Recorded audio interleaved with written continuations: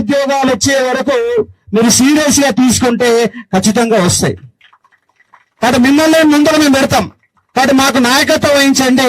ఎందుకంటే ఇక్కడ విద్యార్థుల మధ్య కూడా, విద్యార్థుల నాయకుల మధ్య కూడా అప్పుడప్పుడు కొంత అభిప్రాయ భేదాలు వచ్చి కొంత విడిపోయే ప్రయత్నం కూడా జరుగుతుంది. కానీ అందరి చేతి బిగిస్తేనే ఈ ప్రభుత్వాన్ని మనం నిలువరించడానికి అవకాశం ఉంటుంది. ఇవాళ తెలంగాణ ఉద్యమం మాదిరిగా నిరుద్యోగ ఉద్యమం నడిస్తేనే మనకు 2 లక్షల ఉద్యోగాలు వస్తాయి. ఇవాళ ప్రతి సంవత్సరం దేశంలో 80 లక్షల మంది డిగ్రీ గ్రాడ్యుయేట్స్ రోడ్లపైకి వస్తే, 80 లక్షల మంది డిగ్రీ రోడ్లపైకి వస్తే దాంట్లో 10 లక్షల మందికి ఉద్యోగాలు దొరుకుతున్నాయి. ఇంకా 70 లక్షల మంది నిరుద్యోగులు మిగులుతున్నారు. ముఖ్యంగా తెలంగాణలో ఏ ప్రభుత్వం వచ్చినా ఏ ప్రభుత్వానికి కూడా నిరుద్యోగ వ్యవస్థ పైన సోయి లేదు, అవగాహన లేదు. రాష్ట్రంలో కేవలం రాజకీయ నాయకత్వం మాత్రమే నడుస్తుంది, రాజకీయాలు మాత్రమే నడుస్తున్నాయి. నిన్న ముంబైలో అజిత్ కుమార్ డిప్యూటీ సీఎం చనిపోయిండు. మాకేమనిపిస్తుందంటే రేవంత్ రెడ్డి ఫ్లైట్ ఎప్పుడు కూలిపోతా అని అనిపిస్తా ఉంది. ఇవాళ తెలంగాణలో నిరుద్యోగులకి ప్రధానమైన విలన్ ఎవరు? రేవంత్ రెడ్డి మాత్రమే విలను. ఎందుకంటే ఆయన కింద మంత్రులంతా తాబేదారులుగా, వాళ్ళకి లెక్కలు కూడా తెలియదు. ఒక ఆయన 50,000 అంటారు, 60,000 అంటారు, 70,000 అంటారు. నిన్న ఎంపీ ఏకంగా 1,00,000 ఉద్యోగాల ప్రకటన చేసిండు. ఆ రాజు పాటపడుతున్నారు. నిన్న పిసిసి అధ్యక్షుడు ఏమంటున్నంటే మేము సంవత్సరంలోకి ఇస్తాంలే, 5 ఏళ్ళు ఇస్తామని చెప్తున్నాడు. మరి 5 ఏళ్ళైనా గుర్తుంది, ఆల్రెడీ 2 ఏళ్ళు అయిపోయింది. ఇప్పటి వరకు ఒక నోటిఫికేషన్ రాలే. మరి ఇప్పుడు నిరుద్యోగులు అంతా ఇక్కడ ఉన్నారు, రోజు మెసేజ్ పెడుతున్నారు, వాట్సాప్ లో కనపడుతున్నారు, అందరు ఉన్నారు. మరి ఈ ఉద్యోగాలు రావాలంటే ఏం చేయాలి చెప్పండి. మనం ఏం చేస్తే కాంగ్రెస్ గవర్నమెంట్ మనకు ఉద్యోగాలు ఇస్తుంది? ఏం చేయాలని చెప్పండి. మరి అందరూ కట్టబెట్టుకుంటే హుస్సేన్ సార్ దులుకుదామా? మనం దులకడం కాదు, 119 మంది ఎమ్మెల్యేలని ఆ హుస్సేన్ సాగర్ లో నిండా ముంచాల్సిందే. నిండా ముంచితే తప్ప మనకు న్యాయం జరిగే పరిస్థితి కనబడతలేదు. కానీ నిరుద్యోగులేమో ఫోన్లలో నిమగ్నం అయిపోతున్నారు. నిరుద్యోగులేమో సమాజాన్ని పట్టించుకోవడం లేదు.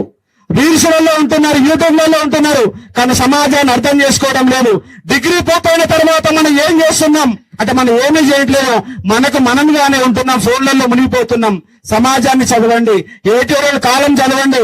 తొలివేలు రగన్న యొక్క న్యూస్, మార్నింగ్ న్యూస్ ఖచ్చితంగా వినే ప్రయత్నం చేయండి. ఎందుకంటే ఆయన ప్రతిరోజు ఒక సమస్యని మన ముందు తీసుకొచ్చే ప్రయత్నం చేస్తున్నాడు.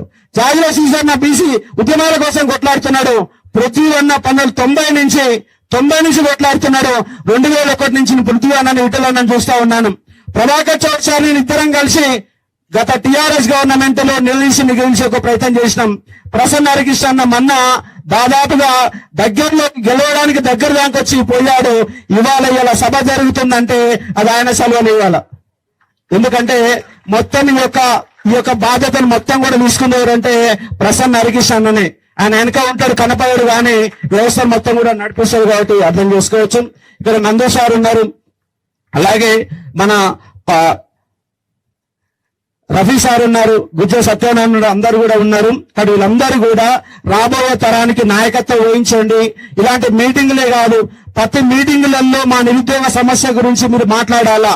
మీ సమస్యలు మీకు ఉండొచ్చు, మీ బీసీ వాళ్ళు మీకు ఉండొచ్చు, మీ వేదికలు పంచుకోవచ్చు, కానీ నిరుద్యోగుల గురించి మాట్లాడాలా. ఎందుకంటే ఇది రాబోయే తరం మొత్తం నాశనం అయిపోతున్నది.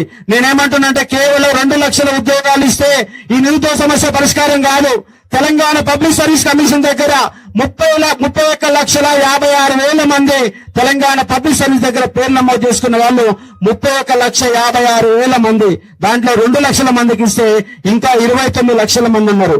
ఉమ్మడి జిల్లాలలో 10 జిల్లాలలో ఖచ్చితంగా స్కిల్ డెవలప్మెంట్ ప్రోగ్రామ్ పెట్టాలా, వాళ్ళకి ఇంగ్లీష్ నేర్పించాలా. హైదరాబాద్ మొత్తం నాన్ లోకల్ కబ్జాలో ఉంది.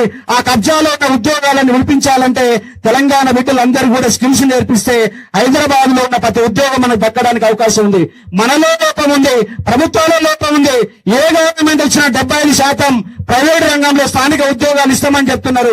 కానీ ఏ ఒక్క గవర్నమెంట్ కూడా అమలు చేయడం లేదు. హామీలు మాత్రమే ఇస్తున్నారు. వీళ్ళు ఇయర్ క్యాలెండర్ ఇస్తామని చెప్తున్నారు. అలాగే మేనిఫెస్టో తయారు చేశారు. ఒక్కటి కూడా అమలు అయిందంటే ఇంతవరకు ఒక్కడు కూడా అమలు కాని ఒక పరిస్థితి. అమలు కావాలంటే ఏం చేయాలంటే ఒకటే మనకు శరణ్యం.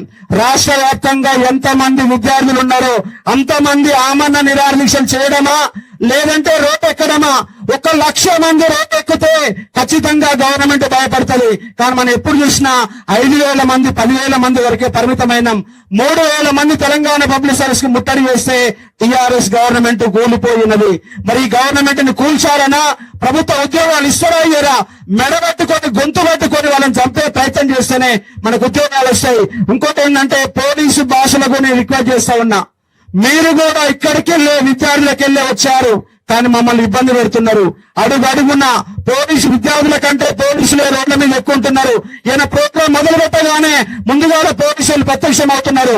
ఏసీపీ, డీసీపీ అలాగే సిపి లాంటి వాళ్ళు ప్రభుత్వానికి అనుకూలంగా వ్యవహరిస్తూ మా ఉద్యమాలు మొత్తం కూడా సర్వనాశనం చేస్తున్నారు. ఇవాళ ప్రభుత్వం ఎంత బాధ్యత వహిస్తుందో పోలీసులు అంతే బాధ్యత వహించాలా. ఎందుకంటే మీరు మాకు కోఆపరేట్ చేయడం లేదు. ఎందుకంటే మీ డ్యూటీ మీరు చేస్తున్న శాంతి భద్రతలు కరెక్ట్ కావచ్చు కానీ మాకు అన్యాయం జరుగుతుంది మీ యొక్క డ్యూటీ కారణంగా. కాబట్టి మీరు చూసి చూడట్టు వ్యవహరించండి. ఎందుకంటే ఇక్కడ ప్రిపేర్ అయ్యే వాళ్ళు మీ తమ్ముళ్ళు ఉన్నారు, మీ పిల్లలు ఉన్నారు. మొన్న గ్రూప్ 1 పేపర్ లీక్ అయితే చాలా మంది ఎస్ఐలకు ఉద్యోగాలు రాకుండా పోయినాయి, సిఐలకు ఉద్యోగాలు రాకుండా పోయినాయి. వాటి కోసం మేము కొట్లాడుతున్నాం. వాటి పోలీస్ డిపార్ట్మెంట్ వాళ్ళు కానిస్టేబుల్ స్థాయి నుంచి ఎస్ఐ నుంచి ప్రతి ఒక్క పోలీసులు మా నిరుద్యోగులు సహకరిస్తే మేము ముందు పోవడానికి అవకాశం ఉందని చెప్పే ప్రయత్నం చేస్తా ఉన్నాను. వేదిక మీద ఇంకా చాలా మంది మన బ్రదర్స్ ఉన్నారు మాట్లాడడానికి, వాళ్ళకు కూడా అవకాశం ఉండాలి. కొందరు 2-3 విద్యార్థులు కూడా ఉన్నారు. కాబట్టి దయచేసి మన సమస్య కాబట్టి ఇంకో గంట సేపు వచ్చిన వాళ్ళందరికీ ఉపన్యాసం వినాలా.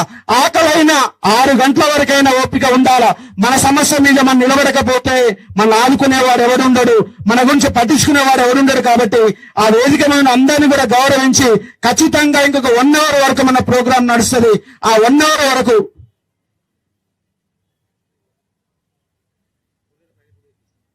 పులిహోర ప్యాకెట్లు కూడా వస్తా ఉన్నాయి. కాబట్టి అవి తీసుకొని అయిపోయే వరకు ఒక్కరు కూడా ఇక్కడి నుంచి పోకుండా మన ప్రోగ్రామ్ సక్సెస్ చేసుకొని ముందుకు పోదామని చెప్పి ఒక ప్రయత్నం చేస్తా ఉన్నాను.